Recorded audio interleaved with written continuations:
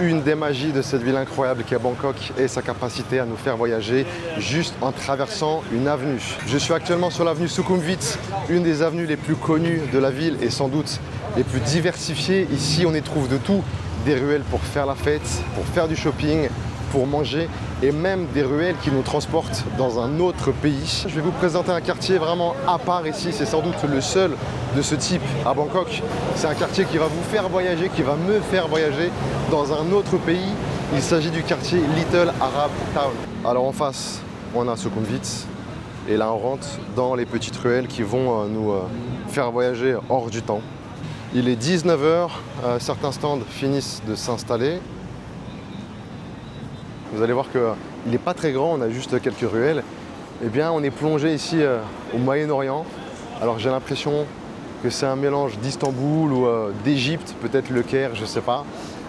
Et on a une multitude de restaurants avec une cuisine moyen-orientale. On a des épiceries typiques, comme derrière moi. On a des cafés, on a des chichas également. On a vraiment l'impression d'être ailleurs qu'à Bangkok. Donc je vais vous faire découvrir ça tout de suite.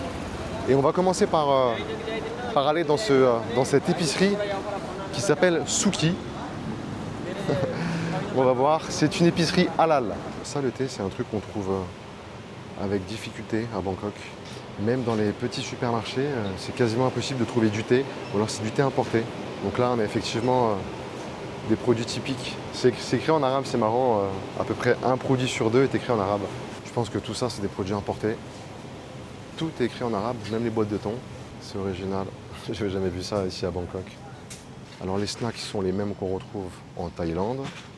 On a l'habitude de voir ça en France, mais pas en Thaïlande. Des olives par exemple, des condiments. Et on a des dattes. Eh ouais, logique. Et on n'a pas qu'une variété de dattes, hein, on en a plusieurs.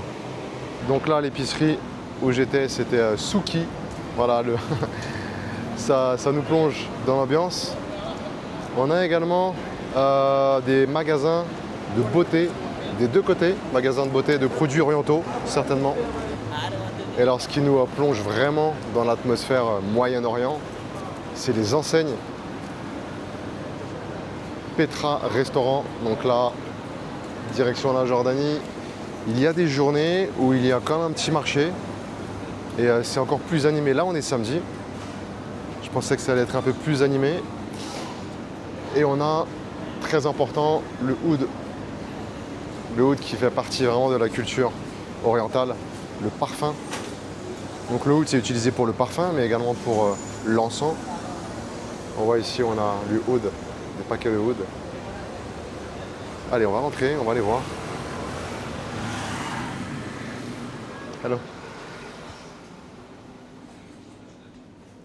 Everything is wood? Yes. It's a different kind of wood? Yeah.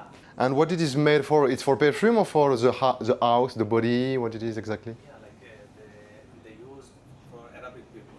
The part is called wood bar. Like perfume, they use for your clothes and body. Ah, for cream also? Body cream? Have Okay. solution also. I know about Arabic perfume. They are very strong with a lot of flavor. The perfume. Oh, it's beautiful. Yeah. And wood like this also. Alors ça, c'est le oud. C'est de l'écorce d'arbre. But this is different because it's dried in a different way, or what it? Okay. And they all smell different.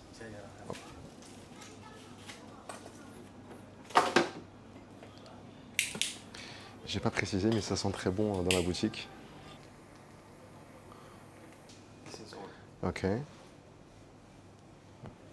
Smoke, you check. On va sentir ça. Yeah. And you put your cloth also. Come. Ok. Ok. So we'll smell. Yeah, I can smell. Yeah. Ouais, ça sent très bon. And it comes from which country? This one from India. India. Okay. Yeah, this one from Vietnam. Burma, Okay. India, Thailand. And people from Vietnam, Sri Lanka, they use also wood, or it's exportation for Arabic people? Expert. Okay. So only Arabic people use wood, Yeah. more or less. Yeah. And right now some people use for meditation. Yeah, like a Palo Santo, kind of Palo Santo, more or less. You put only wood, no plants, no herbs, nothing else. On the naturally you put. Okay. If you want like any other thing, like oil or perfume, Ah, you yeah. can put no problem. Origin is better. Most of the people are from Gulf, yeah, okay. So I suppose it's cheaper here to buy here than in Kuwait or They say, yeah. they say. Yeah, because if you buy it, you have enough for a long time. Thank you so much for everything. Have a good night. Super intéressant d'avoir quelques infos sur le wood. Je connaissais vaguement, de par les parfums arabes qui sont de plus en plus populaires. On en trouve vraiment partout, même ici on en trouve. Les parfums arabes, ils sont très particuliers parce qu'ils sont très forts. Ils ne sont pas forcément conseillés pour les pays chauds parce que ça peut être assez lourd en fait comme odeur. Les parfums arabes, j'en vois vraiment partout, même dans les pays chauds. Donc c'est un peu le vent en poupe. Et du coup, la base, très souvent, de ces parfums, c'est le oud, donc cette écorce d'arbre. Voilà, pour les explications, c'est très sympa. Et regardez, on a le métro aérien qui passe au milieu de cette enclave commerciale, si on peut dire ça. Alors en gros, cet endroit, c'est pas vraiment un endroit où les gens habitent. J'ai vraiment l'impression que c'est, pour appeler ça comme une enclave commerciale, un petit quartier commercial, où on peut passer du temps ici, on peut passer quelques heures, même si c'est pas très grand. Et quand on vient du Moyen-Orient, eh bien c'est idéal parce qu'on a tous les produits dont on a l'habitude, notamment des produits halal. Ça c'est très important parce qu'on ne les trouve pas forcément ailleurs à Bangkok.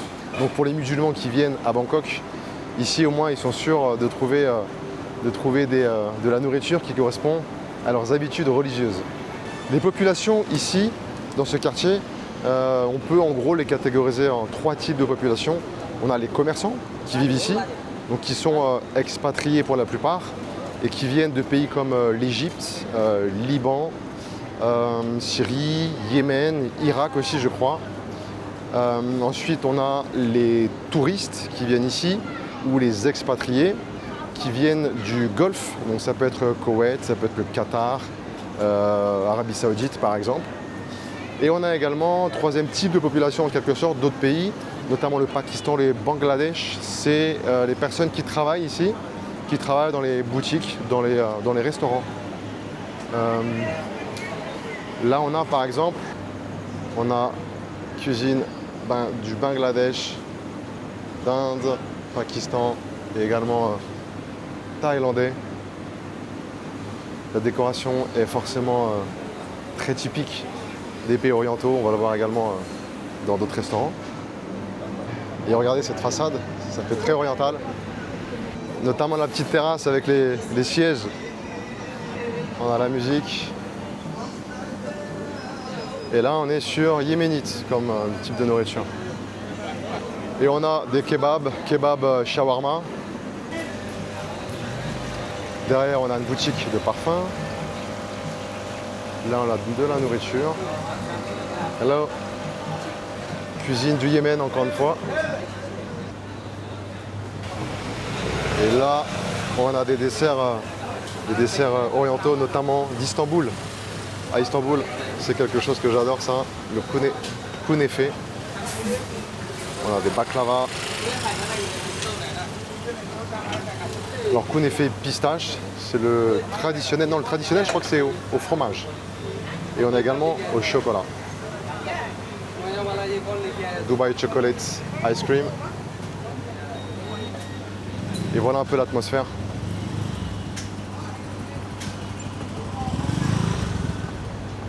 Et qui s'est développée avec l'avènement de plus en plus de touristes du Golfe, du Moyen-Orient. Et alors pourquoi est-ce qu'on a de plus en plus de visiteurs du Moyen-Orient? Parce que pour différentes raisons, on a des raisons business, ils viennent ici de plus en plus pour le business, pour le tourisme, mais également pour des raisons médicales. Alors Bangkok et la Thaïlande, c'est vraiment reconnu en termes de qualité de soins et en termes de prix également. Ici, ils font des check-up complets pour pas très cher, sans avoir à prendre un rendez-vous 1 mois ou 3 mois à l'avance. Généralement quelques jours à l'avance, ça suffit. Également des dentistes, il y a chirurgie esthétique, il y a vraiment beaucoup de choses ici. Et c'est pour ça qu'il y a de plus en plus de gens qui font du tourisme médical à Bangkok, et notamment les gens du Moyen-Orient. Et là, à travers ce quartier, eh bien, ils ont une petite zone une petite zone où ils peuvent se retrouver, où ils peuvent, comme je disais, suivre leur code religieux, notamment avec la nourriture halal. J'ai déjà entendu l'appel à la prière ici, donc il doit y avoir une ou des mosquées dans le coin. Et j'adore me promener ici parce que c'est vraiment hors du temps. Quand je dis hors du temps, je veux dire par là hors de Bangkok, on n'a plus l'impression d'être en Thaïlande. Même les clients, hein, les clients qui sont attablés, qui prennent le thé. Là, on a des gens qui prennent le thé. On peut fumer la chicha également. Ça fait vraiment une ambiance orientale. Ça me rappelle Istanbul. Une ville incroyable. Jusque dans la couleur de ces sièges à la terrasse, ça me fait vraiment penser à une ville orientale. Là, on a des spécialités égyptiennes. Donc on a une rue principale et on a des petites artères, des petites ruelles perpendiculaires. Donc là, on est sur du oud. On n'a que du oud ici.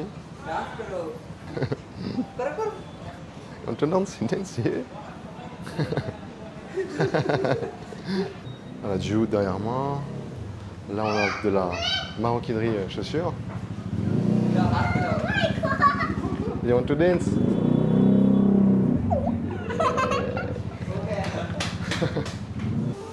Alors ça, c'est du charbon qui est allumé avec du oud dessus, comme la démonstration que m'a faite le vendeur tout à l'heure.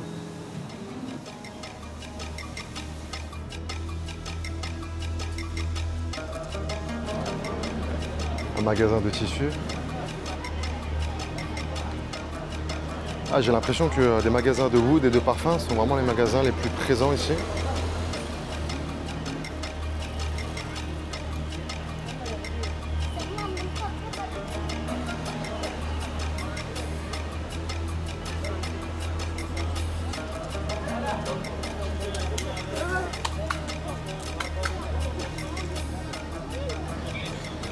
Voilà, ça c'est exactement la magie de Bangkok.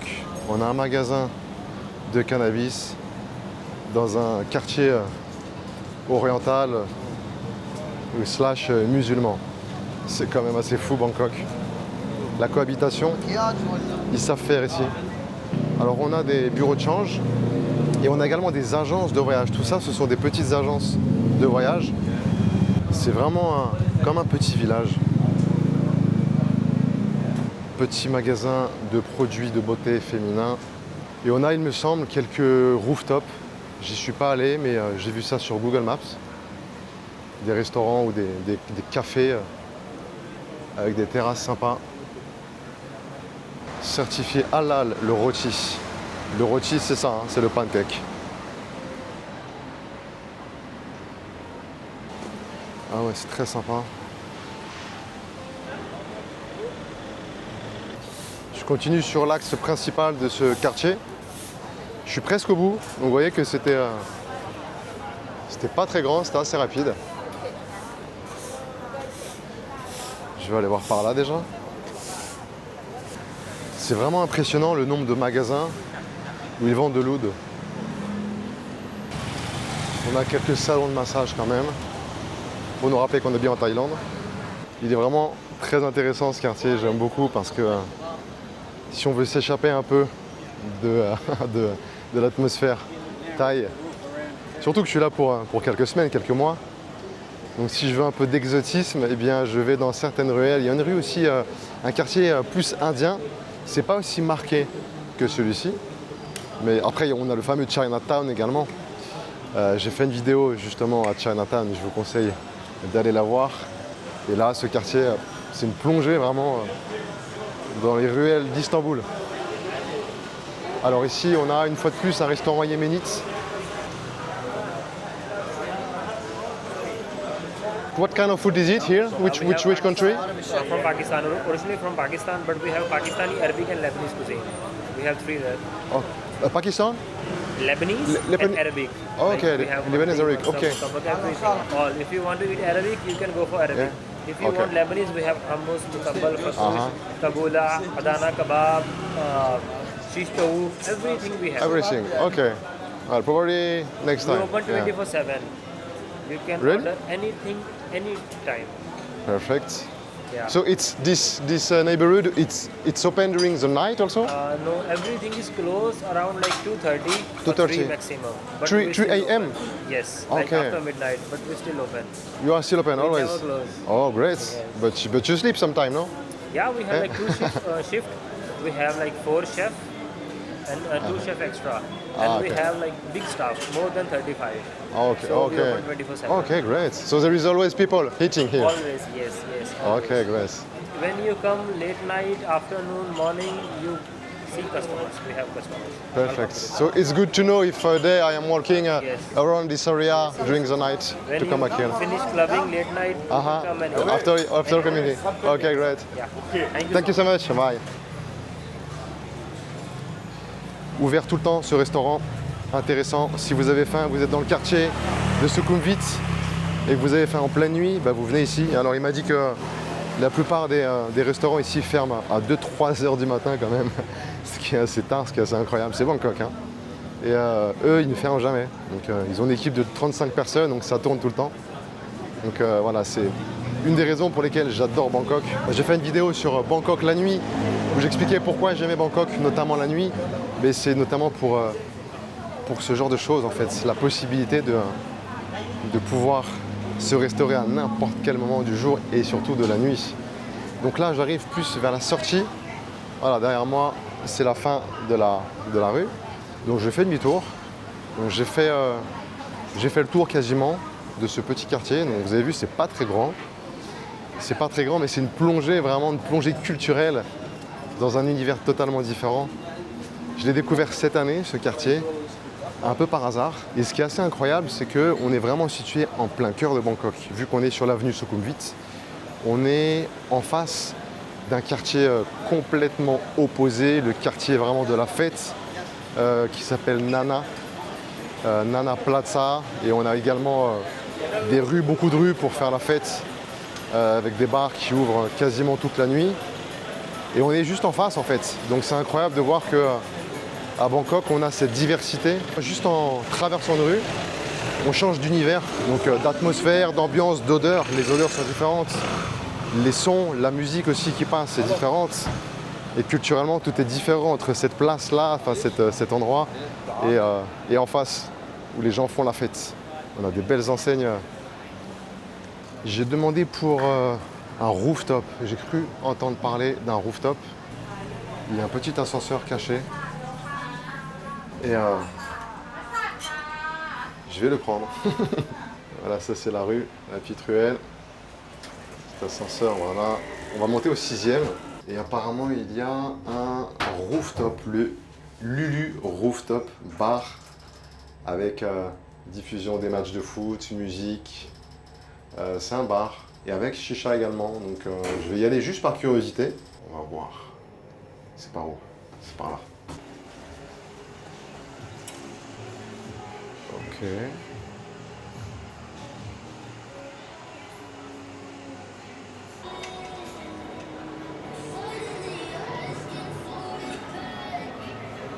Hello. Alors là, c'est le Lulu Rooftop Bar, très sympa. On est au 5e étage. Et là, on retrouve Little Arab plus bas. Et on a justement l'appel à la prière. Et là, je vous promets que j'ai plus l'impression d'être à Bangkok. Vraiment très sympa ce rooftop. J'ai juste demandé la carte pour voir le prix, notamment des narguilés, pourquoi pas en revenir un peu plus tard. How much is shisha? Shisha premium 500, normal 300. Yeah, that's Adalia. Okay. Perfect. Until what time you are open? 5 a.m. 5 a.m. Yes. Okay, perfect. Okay. I will come back another day. I just discovering this area. Perfect. It's a good price. Thank you very much. Bye bye. Il n'est pas prévu de fumer une chicha aujourd'hui. Je reviendrai.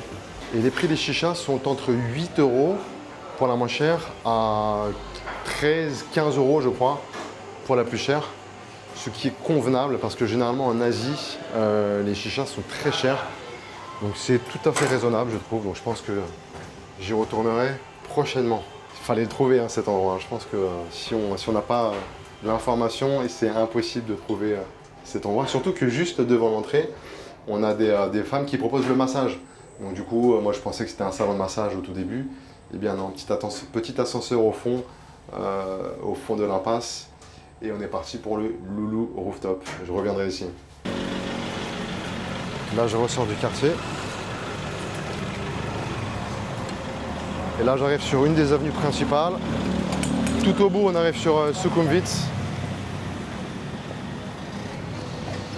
Et on a encore un peu plus loin, par là-bas, également derrière moi. Et aussi en face, on a encore quelques restaurants. Orientaux. Alors la plupart des restaurants, d'après ce que j'ai vu, on a beaucoup de restaurants libanais et yéménites également. Alors, on a aussi des mélanges. Tout à l'heure, dans le restaurant, il m'a dit qu'ils avaient de la cuisine pakistanaise, je crois, libanaise et indienne, je crois, je ne sais plus. Donc, on retrouve les communautés dont je parlais tout à l'heure. Et c'est génial d'avoir cette variété de cuisine orientale, différente malgré tout, parce que je suppose que entre la nourriture yéménite, la nourriture libanaise ou la nourriture irakienne, c'est différent. Donc il y a de quoi revenir plusieurs fois ici pour goûter différents plats orientaux, tout en restant à Bangkok. C'est-à-dire que je peux, dans la même journée, avoir un pad thai, mais également avoir un shawarma. C'est la beauté de Bangkok. I have Indian, Pakistani, Arabic and Thai. Ok. I have many menus. Voilà, vous voyez qu'on a un menu énorme. Énormément de choses. Nourriture thaï, arabe, indienne. 24 heures sur 24, c'est ouvert.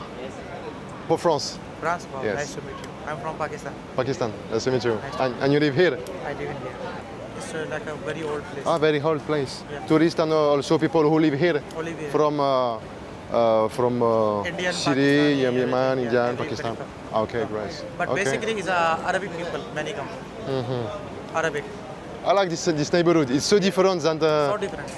I don't think I'm in Bangkok. I think I don't know. Istanbul or Egypt. I don't know. It's crazy. Yeah. Yeah, it's crazy with the food, everything. I will come back problem. later to eat here because Anytime. it seems You can- very you can good. Record the inside video, no problem. Perfect. Okay? Thank you so much, my Thank you. friend. Thank you. Bye bye. Have a good day.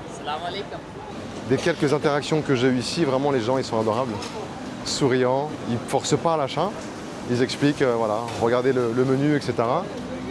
J'ai demandé à droite à gauche 2-3 informations sur des lieux ici, donc ils me répondent très souriants, très serviables. C'est très sympa ici, vraiment, c'est à faire si vous êtes ici à Bangkok pour quelques jours. C'est peut-être pas la priorité, il y a peut-être d'autres choses plus marquantes.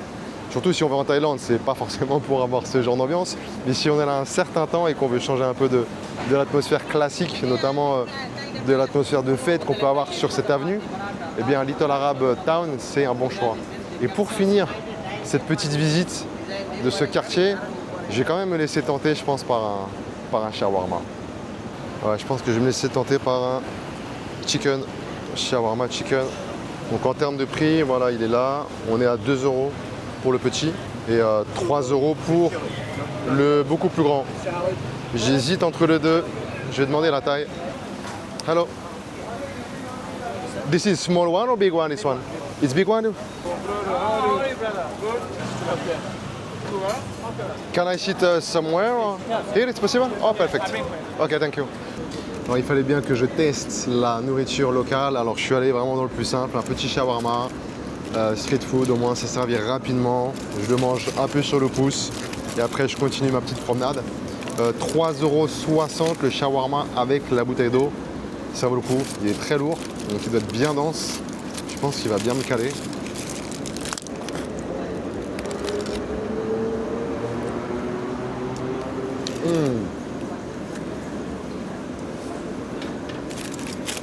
Avec un piment à l'intérieur, de la sauce.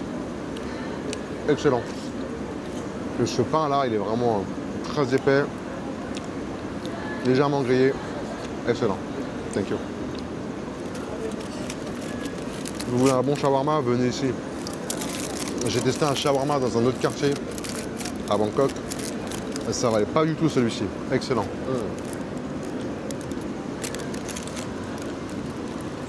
La sauce est incroyable.